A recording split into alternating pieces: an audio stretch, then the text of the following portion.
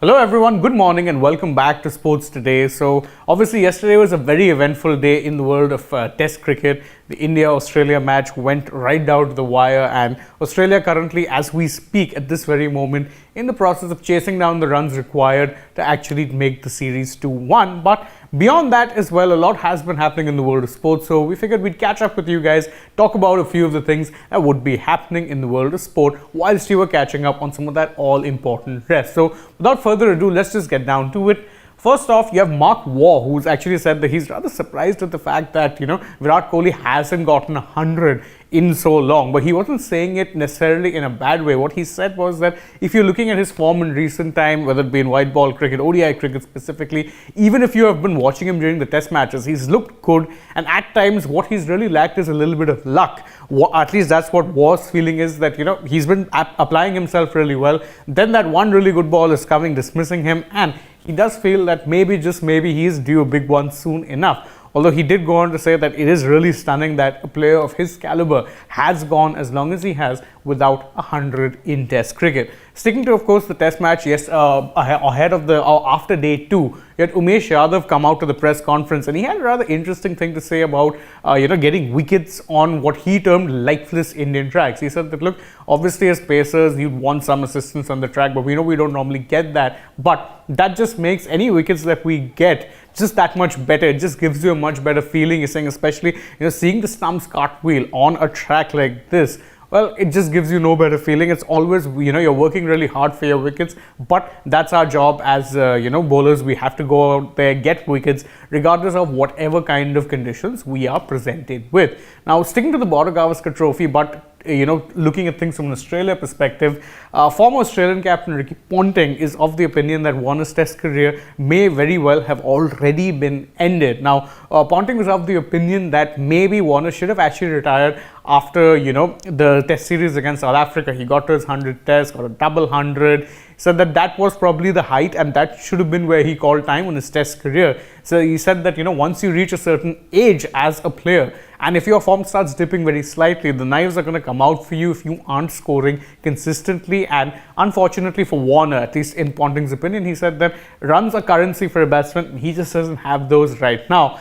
It is hard not to agree with what Ponting is saying, considering the fact that after the World Test Championship final, which Australia will most likely be playing, their next assignment will be the Ashes in England, where Warner has forever had a rather torrid record. So whether or not he does actually get even picked in the squad or in the playing 11, well, that's something that, remains to be seen. Switching our focus now from the world of cricket to the world of football, and we had an El Clasico take place last night. Real Madrid versus Barcelona, first leg of the Spanish Cup, or the Copa del Rey's semi-finals at the Santiago Bernabeu.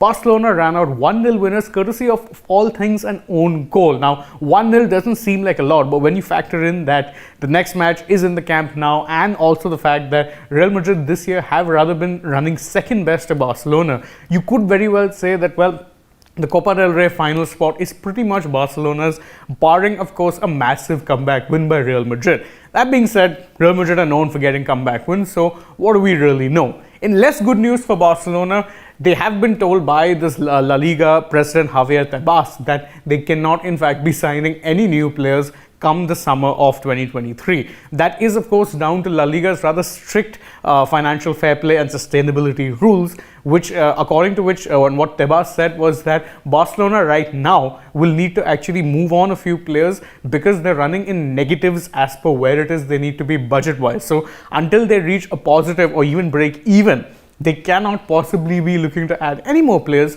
to their squad. Doubtless, this is going to add to the civil war that is taking place in Barcelona, with Tebas on one side and Real Madrid and Barca's board on the other. But rules are rules. It'll be interesting to see how it is that Barcelona circumvented this time around, considering that the option they took last year, activating economic levers as they term them, which of course included selling of future television rights, is not an option this time around, after La Liga has forbidden that as part of their sustainability run. Sticking on, of course, with the world of football, and there's a bit of trouble brewing for Newcastle United off the field. Why? Because a new report has stated that Newcastle United's sitting chairman, is in essence a Saudi Arabian minister. Now, why that might not seem like major news, but the simple fact of the matter was that there were a lot of assurances given to Premier League clubs that there would be no direct Saudi government involvement in the running of Newcastle United, despite the fact that it's owned by the Saudi Public Investment Fund. So now there are emergency meetings taking place, which will be questioning or re-examining, Newcastle's ownership. And well, big changes could very well be coming. We don't really know for sure. Sticking on now, moving on rather from the world of football.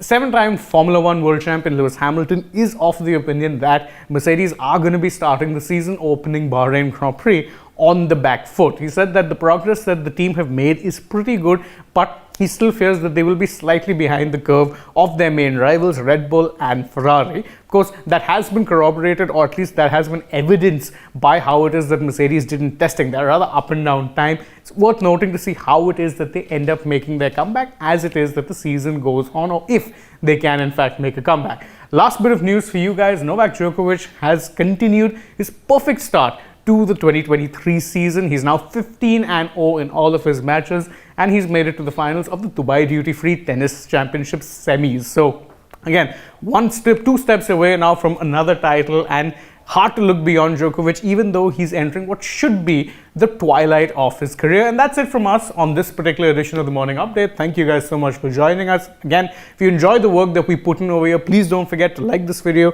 share it with your friends, subscribe to the channel, tap that bell icon, leave us a comment, follow us on Twitter, Instagram and Facebook, and last but not least, don't forget to download the AajTak app. If you're already on the channel, please go ahead and check out some other videos that we may have done yesterday and that we will be doing today. For now though, from my side, goodbye.